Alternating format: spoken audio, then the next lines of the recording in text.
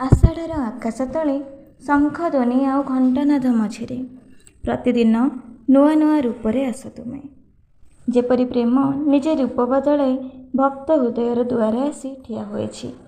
केबे फूलरे सजी आस, केबे सुनार आभारे झलमल कर, केबे चंदनर सुगंध होई नीरवरे मन भीतरकू प्रवेश कर, आउ केबे दिव्य अलंकार आड़े असीम करुणार सागर होई झलसी उठ।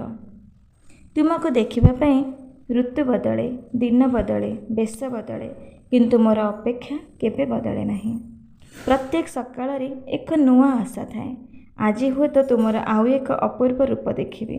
प्रत्येक बेशरे तुमे नुआ लाग। तथापि कहीं जाने प्रत्येक थर तुमको देखिले लगे जेमिति बहु जन्मर चिन्हा से आपणार मनीष। केबे राजा परी लाग, केबे सन्यासी परी सरल, केबे अलंकार रे भरा एक महिमामय रूप, केबे निराडंबर भक्तवत्सल ठाकुर।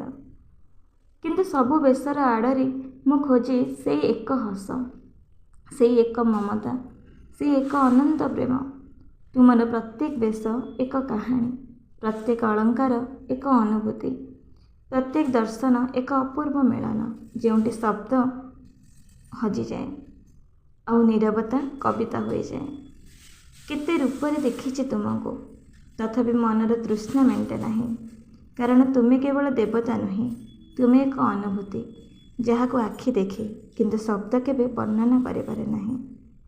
राति गड़ी जाए, बेश बदली जाए, फूल सुखी जाए, अलंकार ओह्लाई जाए, समय निज गति आगक बढ़ी जाए, किंतु तुमर से चिरंतन हस भक्त हृदय सदा अमर रही जाए।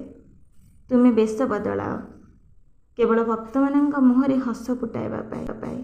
कारण तुम्हें जान प्रेम केबे एक रूपरे बंधा रुहेनि, से प्रतिदिन नुआ हो जन्म निए। आउ मु प्रत्येक बेशरे खोजे से ही आखि दुईटी को, जो आखिरे लुचि रही सारा जीवनर शांति, अगणित प्रार्थनार उत्तर, आउ असीम भल पाइबार आलोक।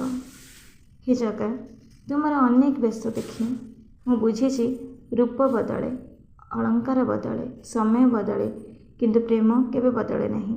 अनेक बेश, अनेक रूप, अनेक कहानी, किंतु मो हृदय सदा गोटे नाम। जय जगन्नाथ।